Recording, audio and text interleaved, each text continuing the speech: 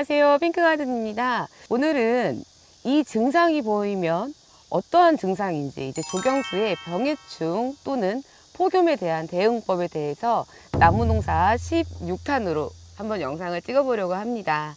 요즘 잎이 말리는 것 같기도 하고 이제 끝이 갈색으로 마르는 것 같기도 하고 도대체 이게 무슨 병인지 아니면 물이 부족해서 그런 건지 헷갈리셨던 분들 많으시죠? 특히 8월은 이제 이 병해충이 확 퍼지고 심지어 이제 폭염의 피해까지 겹치는 시기인데요. 오늘 영상에서는 잎이 이상한데 뭐지? 싶을 때 쉽게 판단하고 바로 대응할 수 있도록 실제 현장 경험을 바탕으로 꿀팁을 알려드리도록 하겠습니다. 첫 번째로 이제 병해 그리고 폭염, 헷갈릴 때를 이제 구분하는 방법인데요. 잎이 타는 것 같을 때 이게 병인지 아니면 햇볕 때문인지 궁금하셨죠? 사실 초보자분들은 대부분 여기서 헷갈려 하시는데요. 폭염, 햇볕의 피해일 경우에는 잎의 가장자리부터 타들어갑니다.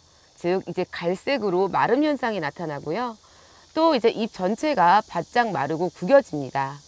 또한 이제 햇빛을 많이 받는 쪽 이제 그 특정 방향만 집중적으로 발생을 합니다. 지금 얘네들 한번 보실까요? 어떻게 병 걸렸어요?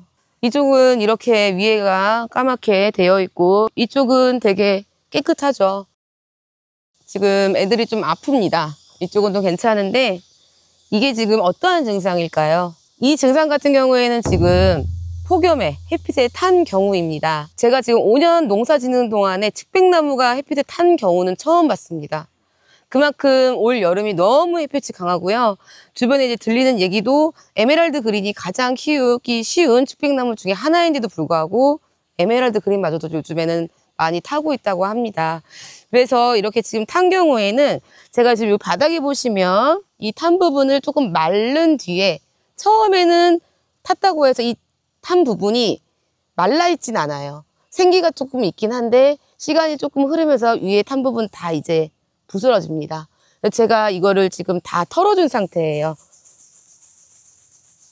이렇게 털시면 좀 털려 나가요. 그래서 바닥에 이렇게 많이 쌓여 있죠. 그래서 얘네들을 이렇게 조금 털어주시거나 아니면 가위로 좀 잘라주시면 되는데 가위로 자르기엔 너무 양이 많죠. 그래서 이렇게 뾰족뾰족 털고 남은 부분 이런 부분은 이렇게 가위로 조금 잘라주시면 탄 부분이 조금 제거가 됩니다. 이렇게 되면 걱정하실 필요 없는 게 여기 보시면 여기 지금 애들이 새순이 올라오죠. 이렇게 새순이 올라오고 있죠.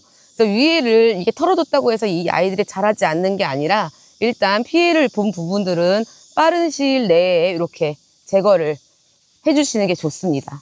막히죠? 예, 전 털기 전문입니다. 나무 털기 전문입니다. 이렇게 털어주시고 나서 바닥에 이제 이렇게 많이 쌓여 있죠. 비가 오거나 아직 장마가 끝이 나질 않았습니다. 그러면 배수에 문제가 될 수도 있으니까 가급적이면 정리를 해서 버려주시는 게 좋습니다. 반대로 이제 병해일 경우에는 잎 가운데나 이제 불규칙한 곳에서 반점이 생기고요. 반점 주위에 이제 검은 테두리가 생기는 경우가 많고 잎 끝이 아니라 중간부터 얼룩이 시작됩니다. 그래서 가장 쉬운 방법은 잎의 어디서부터 이상이 생기는가를 보시면 이게 햇볕에 폭염의 문제인지 아니면 병해인지를 구분할 수 있는데요. 햇볕이면 가장자리부터 이제 병이면 중간부터 이렇게만 구분해도 절반은 해결이 된 겁니다. 이제 두 번째로 그러면 이 자주 발생하는 병해충 어떻게 알아볼까요? 이번엔 병해충 증상 중에 요즘 특히 자주 물어보시는 것들을 위주로 정리를 해드리려고 하는데요. 이 병해충 중에 이제 가장 무서운 게 응애죠. 응애라고 하면 이것은 병 이름이 아니라 곤충의 일부인데요. 이 응애에 걸리게 되면 잎 뒷면에 미세한 점 혹은 거미줄 같은 실이 생깁니다. 그리고 전체적으로 잎이 색깔이 바래고 연해지고요. 이제 이런 거 보면은 이제 수분이 부족한가 라는 이제 것과 혼동하기가 쉽습니다. 네, 이제 여기는 이제 아이들이 되게 멀쩡하죠. 예, 에메랄드 부시입니다. 네, 지금 저희 농장 같은 경우에는 약을 이제 방제를 이미 했습니다. 응애가 한번 오려고 했던 것을 발견을 해서 전반적으로 응애약을 지금 살포가 마무리가 된 상태인데요. 응애의 초기 증상은 이렇게 실 거미줄, 이거는 그냥 지금 그냥 거미줄이긴 한데 아주 얇은 거미줄, 이게 거미줄이 너무 안 보여서 제가 지금 잎을 이렇게 살짝 떨어뜨려 봤습니다. 이런 이 실 아주 얇은 거미줄이 많이 끼게 되면은 응애가 오고 있다는 것이니까 바로 살충제가 아닌 응애약을 시비를 해주셔야 합니다. 두 번째로는 진딧물입니다. 새순이나 꽃봉오리에 초록색 또는 검은색 벌레가 생기고요. 잎이 찌그러지거나 구겨지는 현상도 생깁니다. 또한 이제 개미가 좀 따라다니는 경우가 많고요. 진딧물입니다. 이제 진딧물 같은 경우는 이제 장미에 엄청 자주 심심하면 나타납니다. 그래서 저는 별로 놀랍지도 않은데요. 여기 지금 장미가 있습니다. 여기 보시면 이렇게 거뭇게 있는 게 있죠. 이거는 먼지가 아니라 진딧물입니다. 그래서 이런 경우에는 이거를 고압으로 물을 뿌리거나 비눗물을 분사를 해서 없애주시는 게 좋습니다. 세 번째는 흰가루병입니다. 이름처럼 잎 표면에 하얀 가루 같은 것이 이제 묻은 상태인데요. 특히 이제 그늘이 지거나 습한 곳에서 자주 발생이 됩니다. 마지막으로 탄저병인데요. 이 탄저병은 잎에 갈색 얼룩 그리고 검은 테두리가 생깁니다. 그래서 이것이 점점 번지면서 잎 전체를 썩게 만드는 것이 바로 탄저병입니다. 탄저병인데요. 참 제가 제 영상을 찍으면서 탄저병을 찾아다니느라 힘들었습니다. 이쪽으로 한번 와보시면 아까 탔던 증상과 조금은 틀립니다. 중간중간에 이렇게 갈색으로 점이 이렇게 얼룩얼룩하죠. 이게 탄저병인데요. 이런 거는 잎이 다시 회복이 될 수가 없기 때문에 아깝지만 이렇게 과감하게 잘라주셔야 합니다.